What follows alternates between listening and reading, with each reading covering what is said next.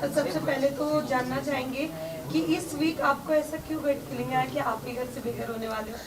क्योंकि मुझे हर वीक जिसकी भी गट फीलिंग आती है वो बहुत सही होती है। इस बार मुझे अपने लिए आई और मैं इविक्ट हो गया। Was right. बट उसके बाद ही आपने ये कहा कि आपको नहीं, आपके बदले कोई और जाना चाहिए, जैसे आपने करण का नाम लिया। मुझसे पूछा गया कि अगर आप नहीं तो कौन, तो मैंने करण का नाम दिया। ओके, उसके अलावा ऑफ कोर्स हम जानना चाहेंगे बाहर आने के बाद आपकी जो एक रिलेशनशिप को क्लैरिफिकेशन मिली है। मेरे रिलेशनशिप को क्लैरिफिकेशन की ज़रूरत बिल्कुल भी नहीं थी, क्योंकि मुझे अपने रिलेशनशिप पे बहुत ज़्यादा भरोसा है। इट्स जस्ट दैट उस पॉइंट पे पूरे इंटरव्यू के बीच में से उठा के जो चीज़ बोल दी गई थी, मैं काफ़ी ज़्यादा इमोशनल हो गई थी। But then I was back again. मैंने उस चीज़ का कभी उसके बाद दोबारा जिक्र नहीं किया अगले दिन से, बिकॉज मुझे अपने रिलेशनशिप पे पूरा भरोसा है। Also, you know, जब शुरुआत हुई थी हमने देखा था टॉप 2 में आपका भी नाम था विवेन के साथ में। That was surprising for me also. But क्या लगता है क्या चीज़ ऐसी गलत चली गई जो वो बोलते ना चीज़ें रियलिटी में I don't know, I think ये सवाल हमें मेकर्स से पूछना चाहिए कि उनको ज़्यादा बेटर पता है, बिकॉज मुझे टॉप 2 की चीज़ भी नहीं पता थी, मुझे ये चीज़ भी नहीं पता है। लेकिन कहीं ना कहीं ऐसा लग रहा था कि आप खो गई थी ईशा और अविनाश के बीच में। आप थोड़े से आपने नायरा से बात करने की कोशिश की, आपने मैंने कोशिश नहीं की, मैंने बात की। किया आपने, लेकिन कहीं ना कहीं उनके बीच में आप खो गई। ऐसा आप अगर आप देखें कन्वर सर ने भी माना कि कहीं ना कहीं आप वो ग्रुप के वजह से ये आज आप इतना आउट हुई है। मैं डेफिनेटली ये नहीं कहूँगी कि मैं ग्रुप की वजह से आउट हुई हूँ। ये कहना तो बहुत ही ज़्यादा गलत हो जाएगा कि मैं ग्रुप की वजह से आउट हुई हूँ।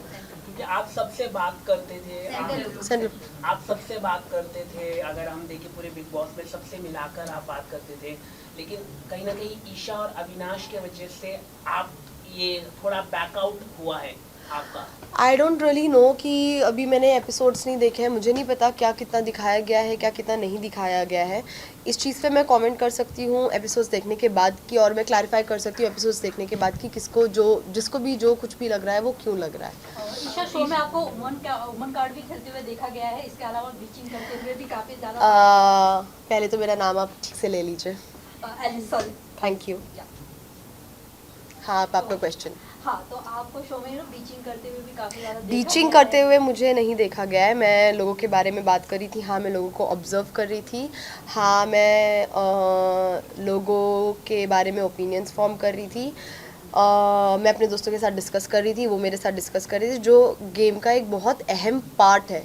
तो that is what was happening, और बीच में थोड़ी बहुत मस्ती वगैरह हो रही थी, and that's it, that's about it. ऐसा लगता है आपको कॉन्फिडेंस वाइज लो हो गई थी आप, बिकॉज जब सलमान ने आपसे पूछा कि कौन घर से बाहर हो सकता है, तो आपने ऑटोमेटिकली अपना नहीं, वो कॉन्फिडेंस लो नहीं था, वो मेरी गट फीलिंग थी। मुझे पूरे हफ्ते से गट फीलिंग थी कि मैं जाने वाली हूँ, बिकॉज हर बार इनफैक्ट अभी मैंने इस चीज़ का आंसर दिया है कि हमारे दोस्तों के बीच में, हम सब के बीच में हमेशा ऐसा होता था कि इस बार कौन जाएगा, इस बार कौन जाएगा, इस बार कौन जाएगा, और हर बार मेरी गट फीलिंग सही होती थी, और इस बार मेरी गट फीलिंग मैं थी, और मुझे पूरे हफ्ते से कहीं ना कहीं पता था मैं जाने वाली थी, और मैं अपने दोस्तों को भी यही बोल रही थी कि दिस टाइम इट इज़ मी।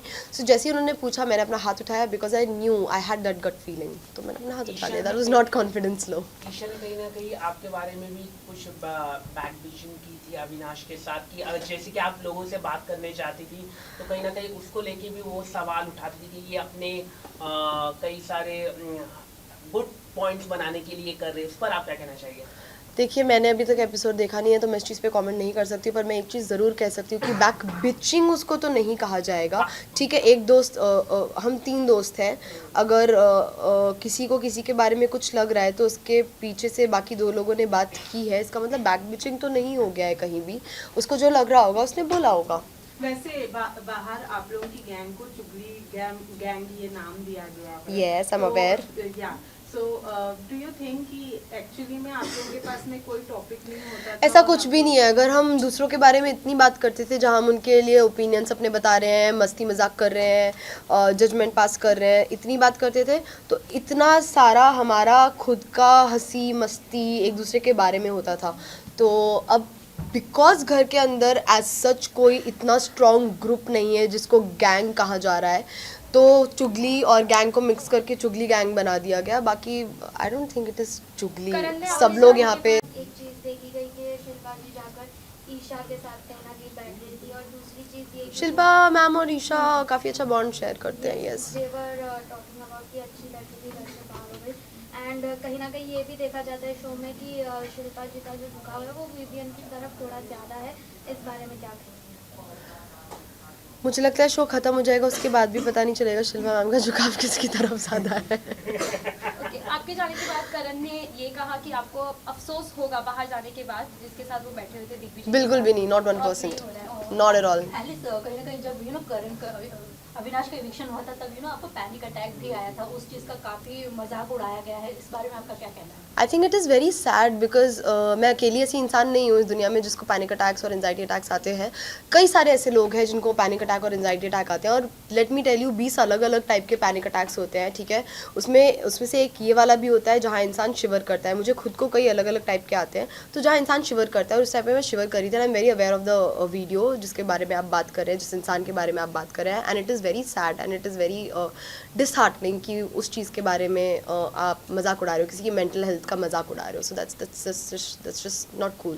वैसे आपके इविक्शन से विवियन थोड़े मतलब सैड नहीं नजर आया, उनका बहुत ही कैजुअल रिएक्शन था आपके इविक्शन के बाद। What do you want to say? Vivian is not someone who will sit and cry, ठीक है। फर्स्ट ऑफ ऑल मुझे पता है Vivian was always there for me even during my, मेरे को बस एक ही बार एंजाइटी अटैक नहीं आया था, मुझे कई दफ़ा एंजाइटी अटैक आया था, and Vivian was always there for me. Vivian always cared for me. Vivian ने हमेशा मुझे गाइड भी किया है। जब भी मैंने उनसे कुछ भी एडवाइस मांगी है, मैंने उनसे 20 मिनट मांगे हैं तो उन्होंने 3 घंटे दिए हैं, 15 मिनट मांगे हैं तो 2 घंटे दिए हैं, ठीक है।